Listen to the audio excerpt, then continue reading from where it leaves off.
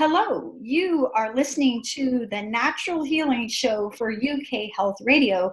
I'm your host, Catherine Carrigan, medical intuitive healer and Amazon #1 best-selling author.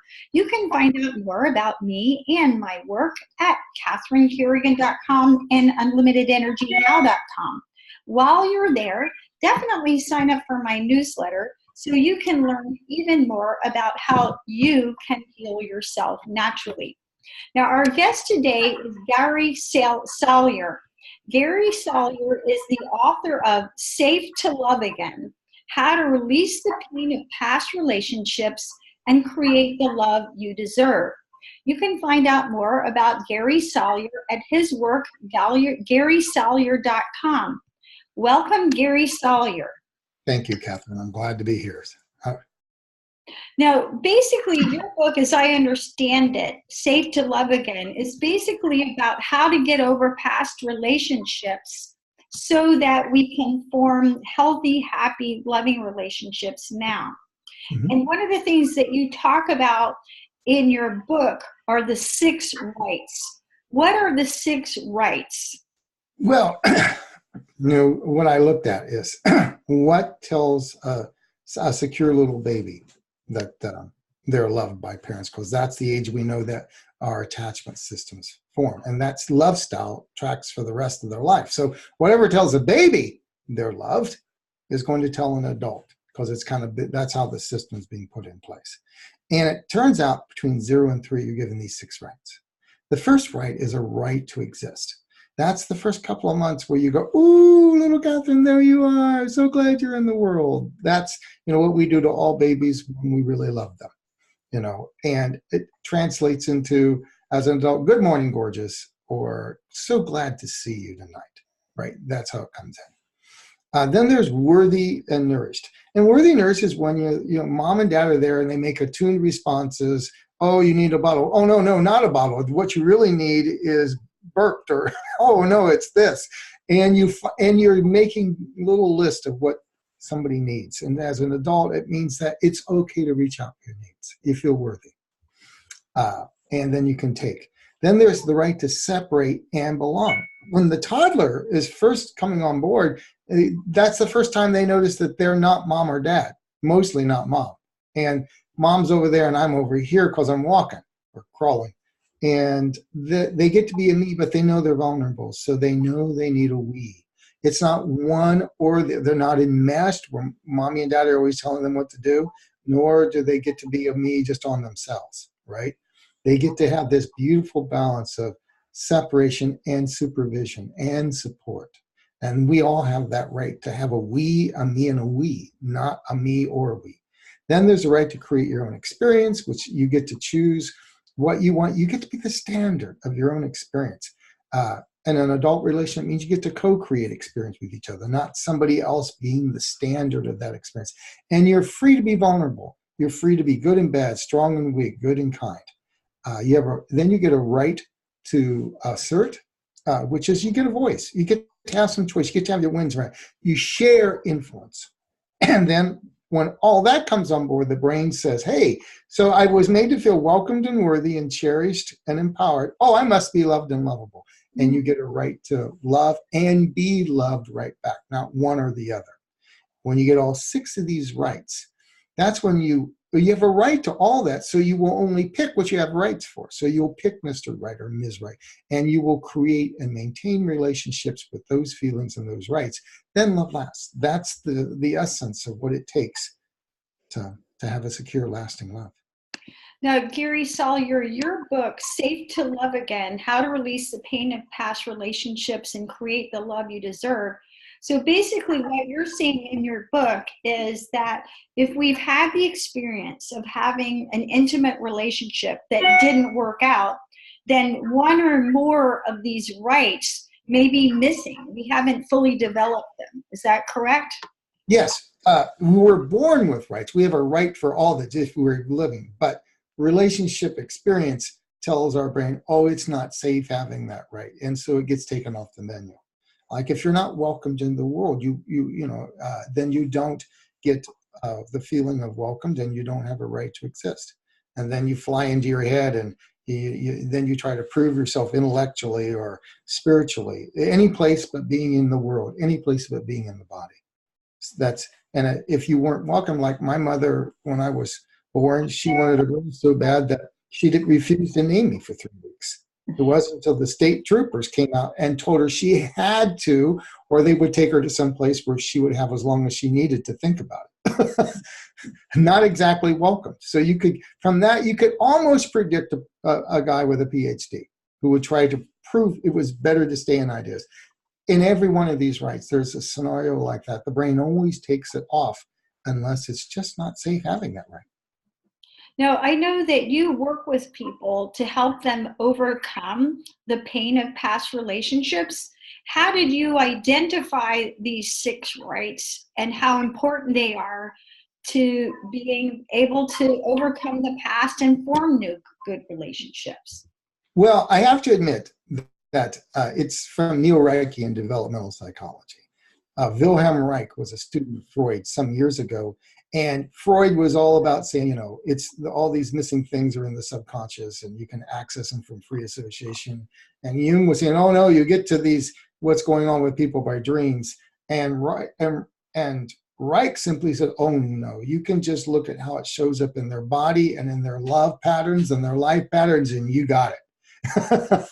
And then his students kept refining it. And then I've refined on them. So if we have had a series of we'll call it broken relationships, how do we know which right isn't working for us or which right we haven't fully developed? That's a great question. So if you're out there listening, what I'm saying is it's all based on feelings. Feelings give us these rights, or they don't, or they take back rights. So just notice, if you're in a relationship now, just know, or say you're single, just kind of look back at the last 3 or 4 relationships and notice the pattern. If there's a Groundhog Day, I'm not talking about you met somebody at Starbucks and they were snarky to you, so you felt unwelcome. We're not talking that. We're talking something that it seems like, yeah, that went back to childhood. So in your relationship right now, if you're either a couple, singles, 1 to 10, how welcome with joy do you feel? Just notice that. 1 to 10, how worthy and nourished to have your needs met?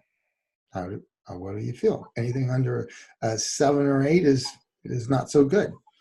1 to 10, how cherished and protected do you feel? And then 1 to 10, how empowered with choice do you feel? Now, anything under a 7 is going to be a missing right. If you have a history of not feeling welcome with joy, you probably have or had some sort of hit on your right to exist, because that's where the feeling comes from.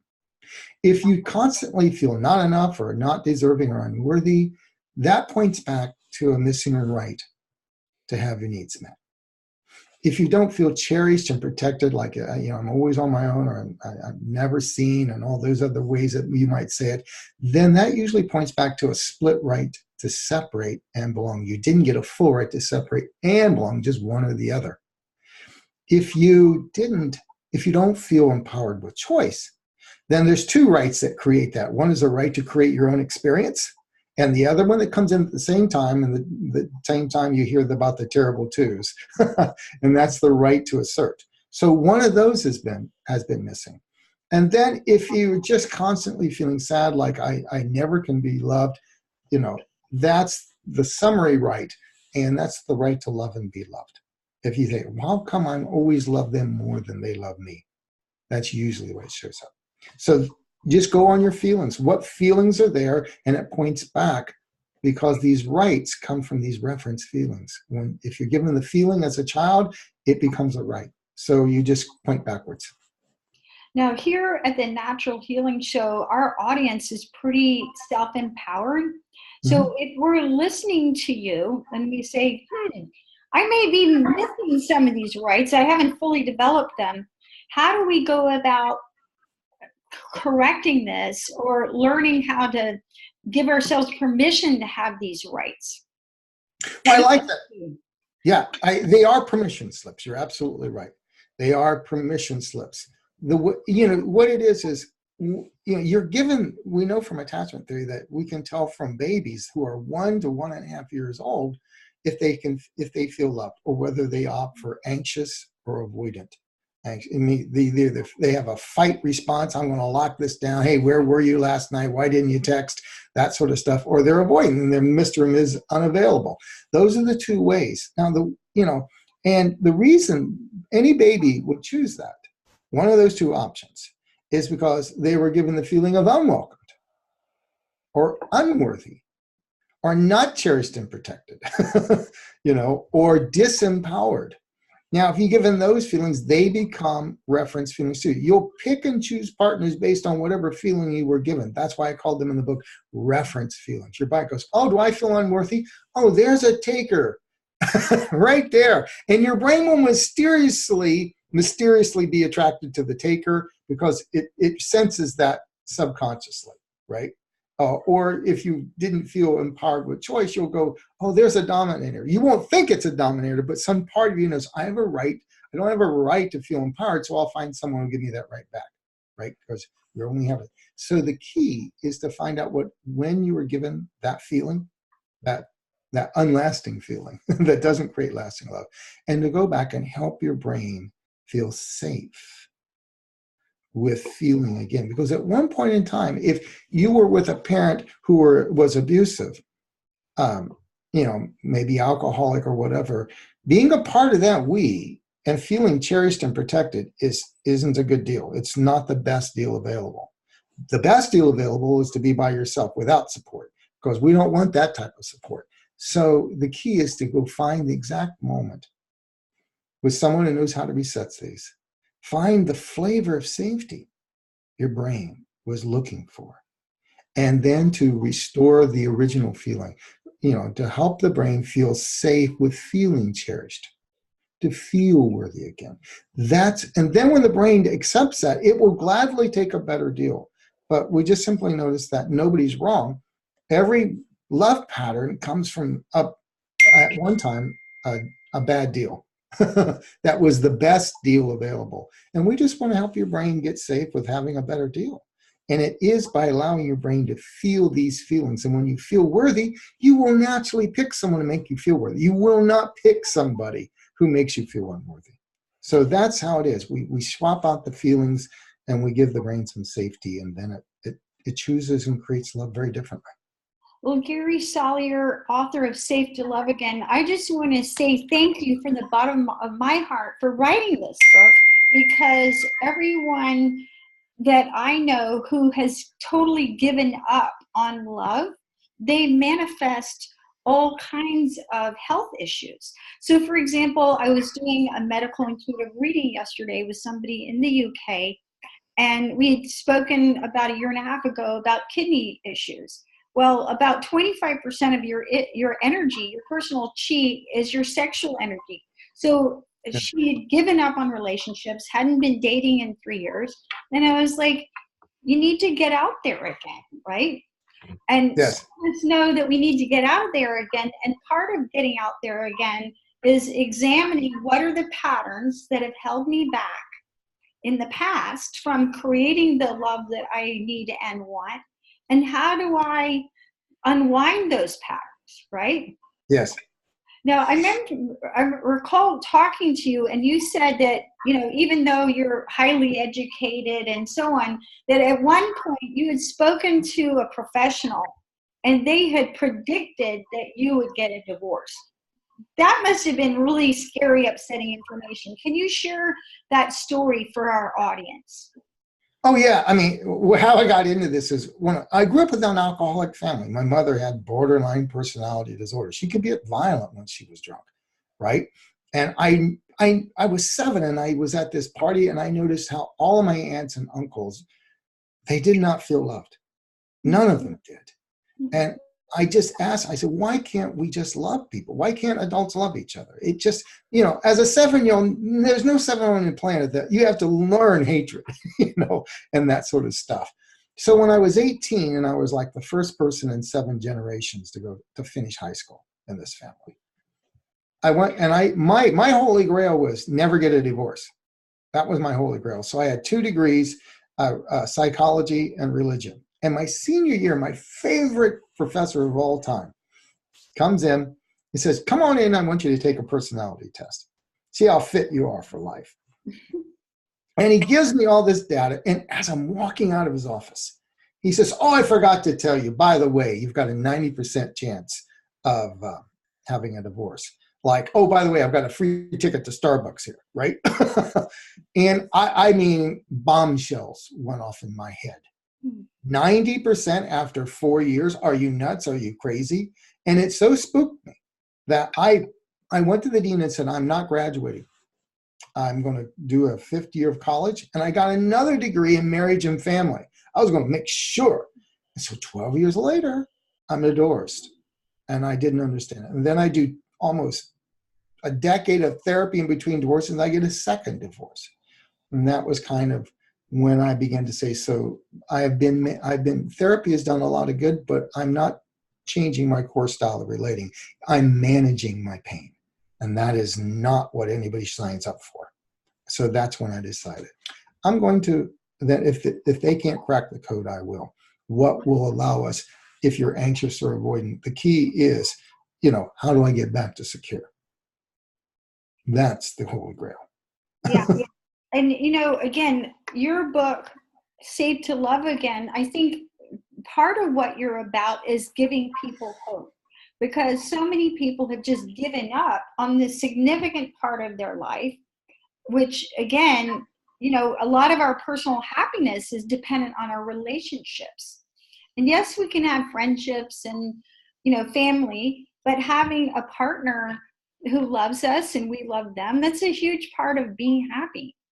So when you look back, can you also see in people, do you use these rights and identify when you're talking to a person what right they're missing or what rights they're missing? Mm-hmm. Say that question again. I didn't quite get it.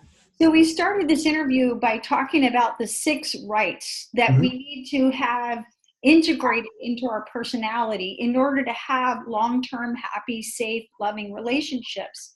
When you're talking to people, can you identify which rights they're missing? If you're well-trained in it like him, sometimes I can. I remember, it was like 5 or 6 years ago, there was somebody beside me at a networking event, and she was talking to us, and I could just sense that she had a very, very avoidant relationship with love, right? And of course, what was her question? Her question during the Q&A was, I hear you're talking about the necessity for networking, but isn't there any way I can network from home without meeting people? That would be avoidant. And I go, of course she asked that question because, you could actually see it in the physiology of her body. She would literally pull back when people would reach out to. And at one point in time, I guarantee you, she was not reached out with welcome with joy. Yeah, and I'm sure that's the experience of a lot of us. Now, writing the book, Safe to Love Again, Gary Salyer, what did writing this book teach you about love?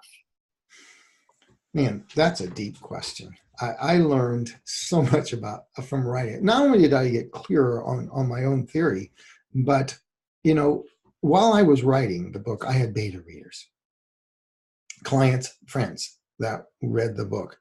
And there were 2 things that really came out of it. The first was that there's an epidemic of hope, of not hopelessness. That's my second point, of unworthiness out there.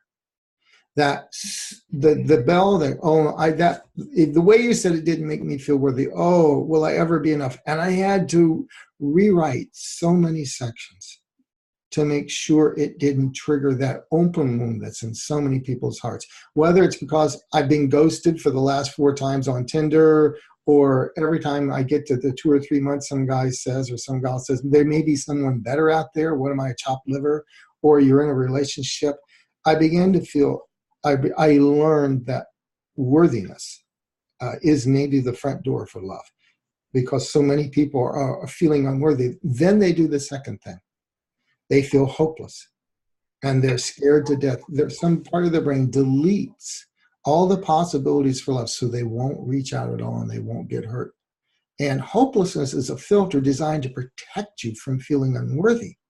And it's almost like, the whole thing, the medicine is, the cure is worse than the disease, right? It's like chemotherapy for the soul, hopelessness. It may clear out the unworthiness, but it does a number on feeling empowered and all the other things. So it was from my readers that I learned that, I had to really work on hope and worthiness. And I've made those the keystones of what I talk about in public, because I learned so much from those readers giving me feedback. Gary Salyer, in my work as a medical intuitive healer, one of the things I look at when I'm doing a medical intuitive reading is this person's heart open or closed? Now, Yeah. if the heart is closed, you're either doing one of two things or both. You're either protecting yourself, like I've been so hurt, I'm not letting anybody get in there ever again, or you're punishing yourself.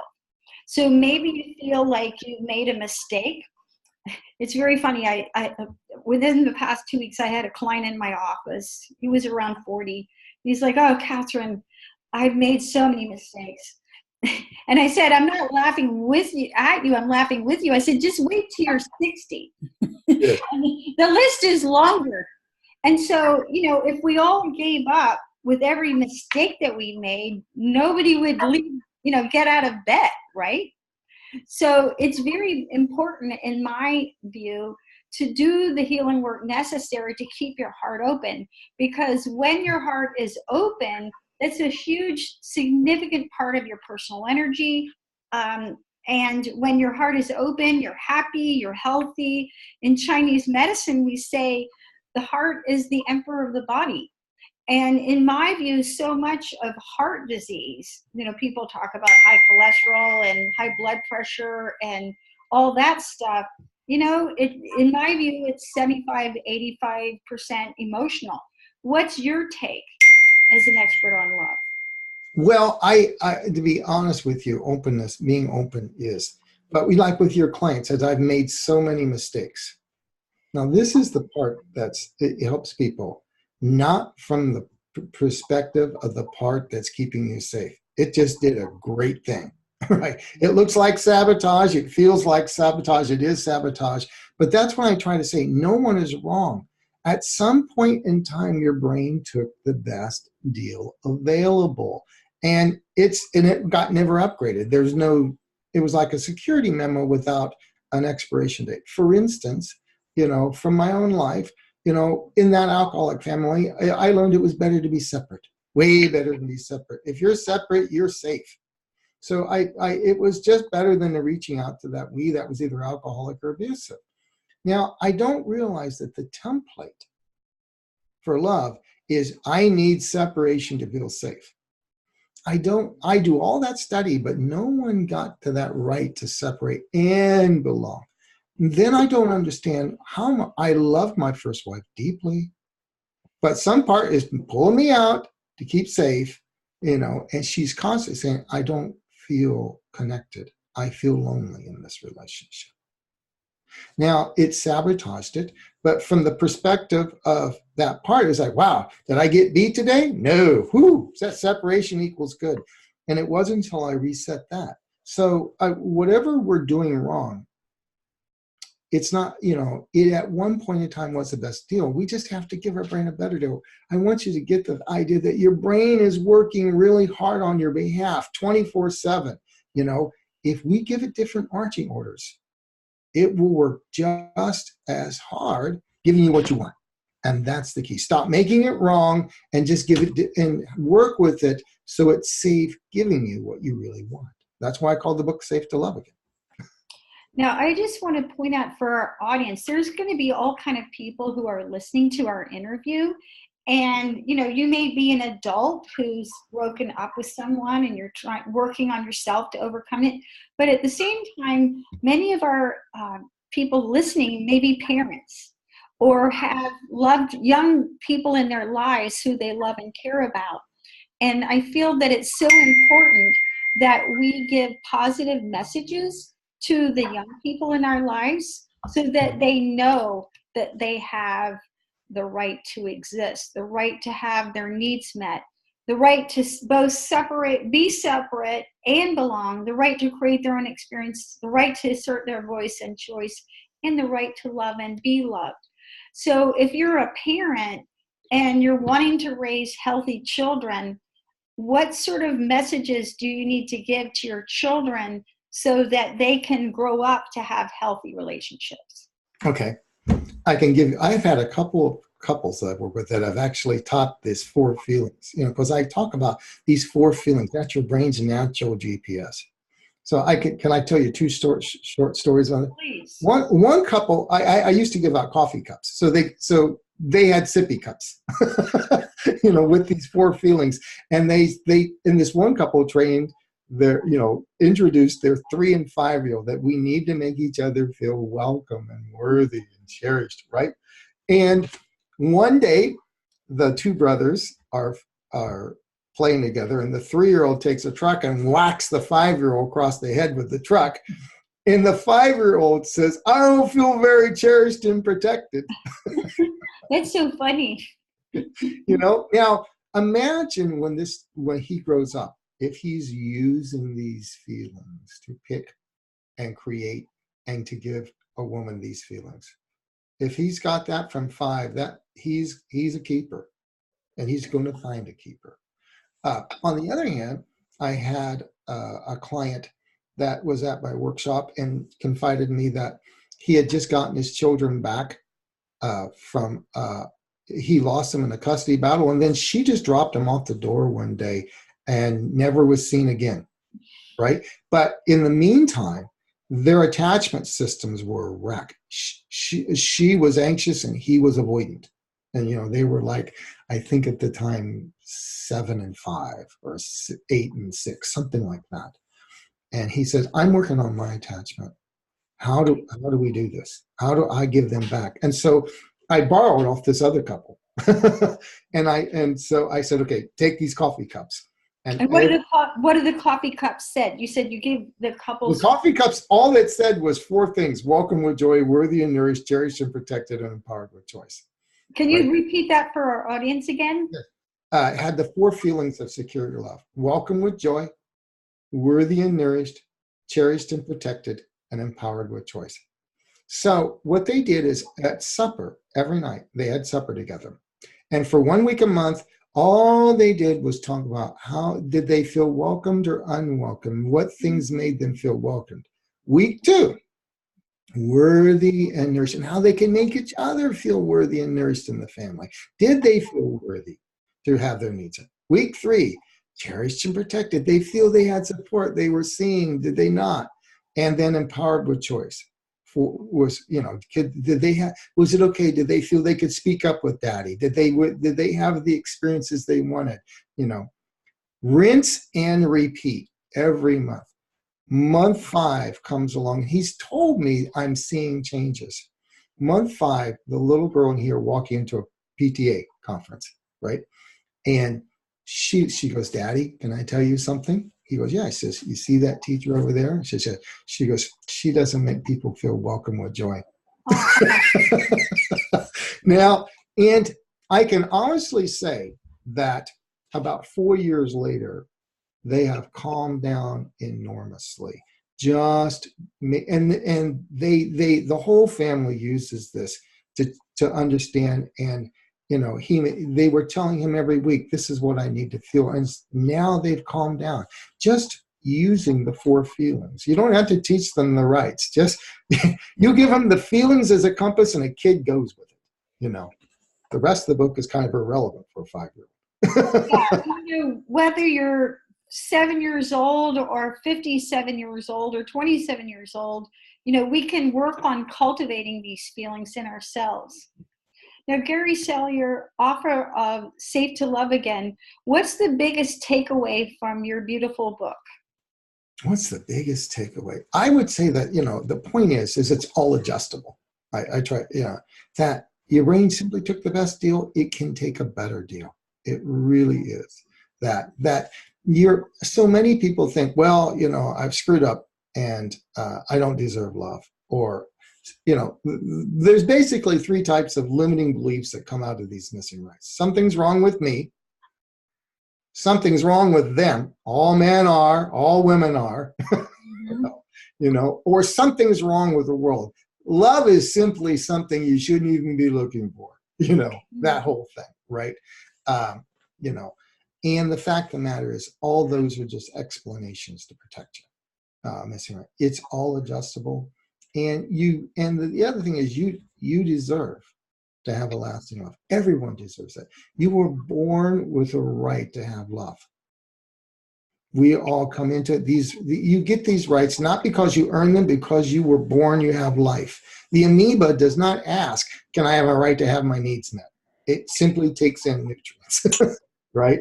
So these, all life knows it has a right to exist.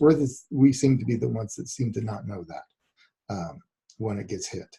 And so if you can realize that, lasting love is something you deeply need. It's not something that's peripheral to your life, and your life is far less without it. And to your point about health, it's definitely got an effect on our bodies. We know from Harvard studies, 75 years, that people the biggest predictor of health is our relationships. You could explain that with epigenetics if you want to, but nevertheless, that's the deal. And there's all sorts of, like for instance, if you're say you don't feel cherished and protected, and you're in a relationship as a woman where you're getting a lot of contempt. We know from research with couples that every time you experience contempt, you're not cherished and protected, that your T cells are turned off for 5 hours. This is with a significant mate, not just anybody on the street, right? For 5 hours, your body is open for game for any sort of cancer. And it's for this reason that women who are in a contemptuous relationship are at risk for breast cancer at a factor of 9 times. 9 times. And they are in over 4 years in a contemptuous relationship without cherished and protected. All of the prevalences of health disease go up.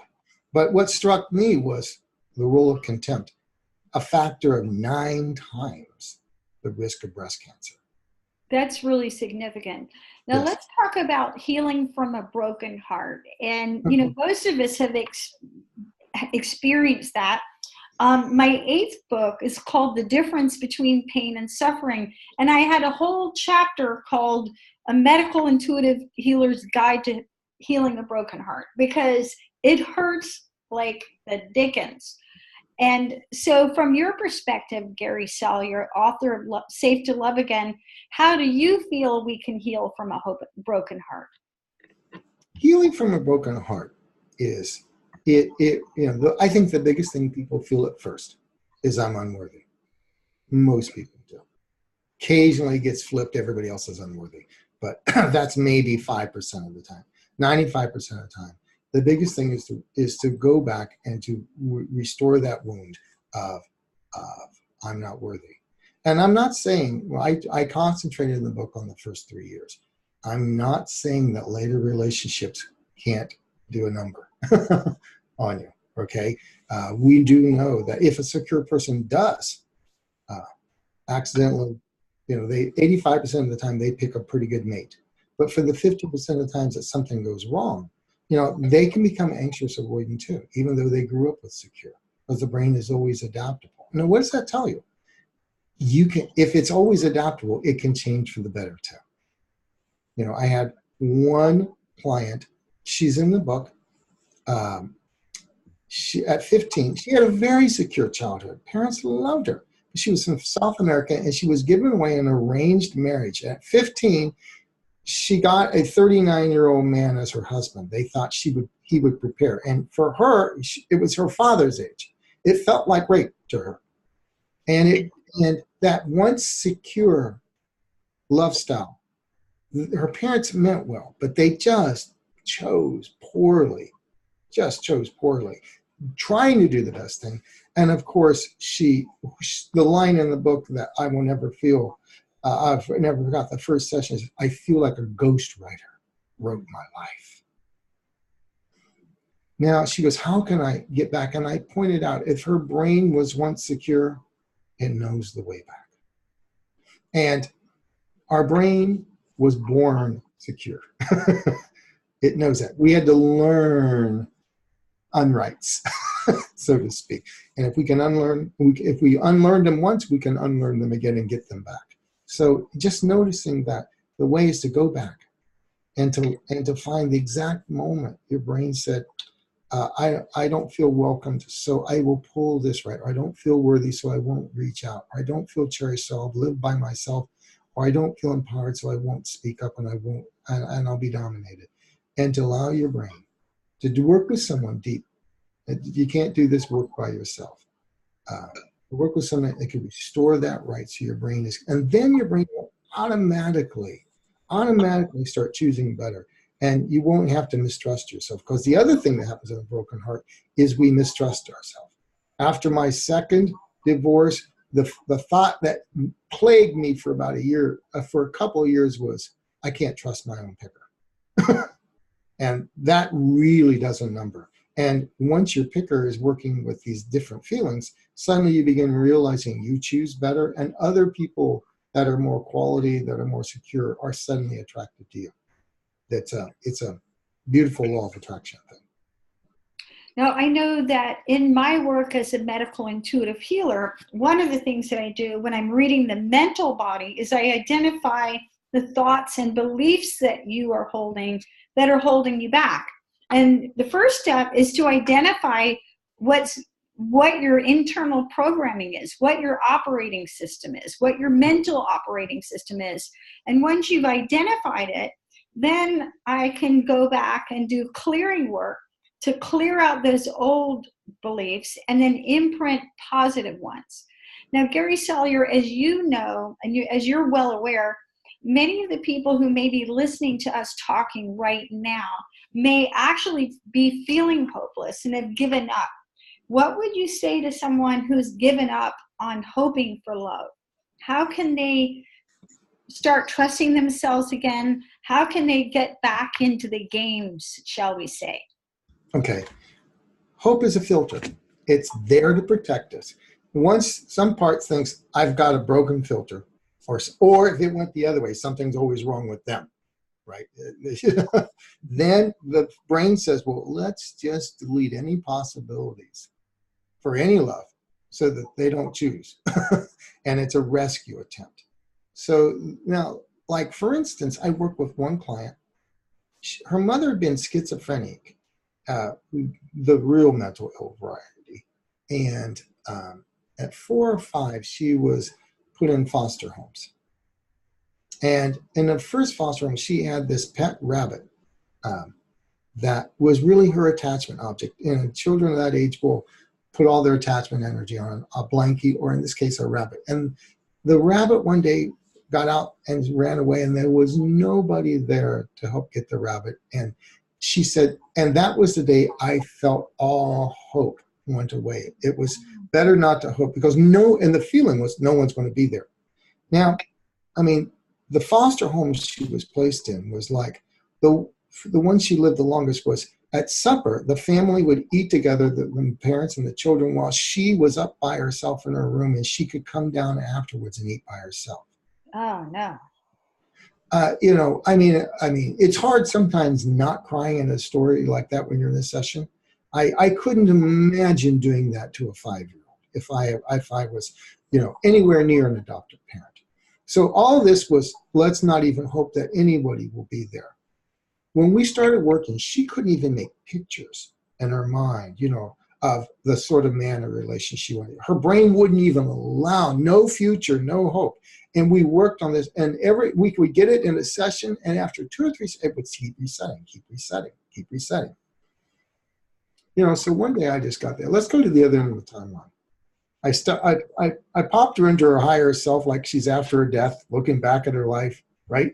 And she's a very accomplished woman. She's a college professor, right? And as she's looking at all the events of her life, I have her, and I said, so what's the big soul level lesson that you learned from all these things? And she goes, oh, that's easy. I can overcome anything. And then I tapped her on the shoulder. I said, including hopelessness? And she goes, oh my God, yes, yes, yes, I can. So if you're feeling hopeless out there, hope and that ability to create your own experience it's still in you. It still was in her. It's just cleverly disguised as, oh, that's somebody else. It's good for somebody else. And it was amazing. Every system is a little different. I know the resources are in there. There's no unresourceful people. There's only unresourceful states. So the big thing to do is to stop identifying with the unresourceful states. I'm hopeless. No, I'm having, you could say, I sometimes have a hard time finding. But I am is a huge statement of, this is who I am. This is not who you are. Your brain is having a hard time in this moment. So, and just to know that somewhere those resources are in there, but they've been put in like a layaway plan for the day that it's safe to hope again. The brain puts them away. They're still there. They're tucked away. Remember in layaway plans, Mom would, and then suddenly and magically at Christmas, you can pull them out. And, if you do the deep work, you can pull the Christmas thing out, or Hanukkah if you're Jewish. Now, another kind of person who may be listening to our interview may be somebody who's in a relationship, whether they're married or their boyfriend or girlfriend are living together, but they recognize that the relationship isn't as healthy as it could be, and they're not feeling that they're getting all their needs met. What can you say to couples if they get discouraged, and how can stalemates turn into soulmates? Okay. Couples a little different than singles, and the funny thing about couples is if you have a missing right, we are always having the experience you have the rights for. So say you have a missing right to have your needs met. Say she does. So she finds a guy that's maybe a little more narcissistic, but he's a taker, and by whatever means necessary. Okay. Now, he, on the other hand, if he's more of a taker, maybe a little narcissistic, it's almost foregone conclusion. He has no right to feel empowered with choice. He's probably got a missing right to create his own experience. That's, so that's his. And he picks someone who, when she feels resentful, will go after criticizing him and just really make him feel totally disempowered. So when he takes too much, she gets her missing right, right? Because this is what we have the rights for. So the key is, what you get are missing dueling rights. It's not some people, a therapist would say, well, you have withdrawal and you have attack, withdrawal. No, it's these missing rights. Now, once you give her a right to have her needs met, and him a right to feel empowered with choice, right? Now he's got ability to respond congruently and can create a reality with her. And when she feels a reality that meets her needs, then she can empower him. Then things go up. This is how you heal a marriage. You find the missing rights, and the key is to get to create a we. With all couples, one of my first moves is to say, can we stop making the partner wrong and make the pattern wrong? If we can, now you're a team against the pattern, not the partner. The moment you can get them to recognize the pattern is the problem, not the partner, then you've got a we. And that's the birth of many good things for a couple. Because without a we, nothing good happens in it. So we're always working on upgrading those rights so they can give each other the full experience with love. Now, again, for our audience, I'm going to read Gary Salyer's 6 rights.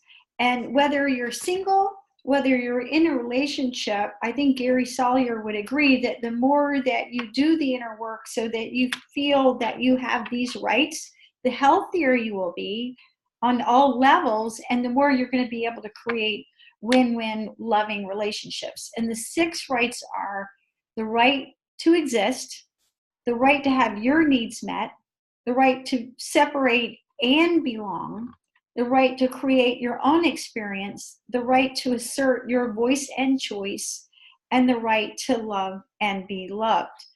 You've been listening to Gary Salyer, author of the wonderful book, Safe to Love Again, How to Release the Pain of Past Relationships and Create the Love You Deserve. This is Catherine Carrigan, medical intuitive healer and Amazon #1 bestselling author. You can find out more about me and my work at catherinecarrigan.com and unlimitedenergynow.com. While you're there, definitely sign up for my newsletter so you can learn even more about how you can heal yourself naturally. Thank you so much for listening. And remember, when you give yourself the right to love and be loved, you heal yourself naturally on all levels. Your heart opens and you experience the fullness of light. Thanks so much for listening, and we'll see you next time.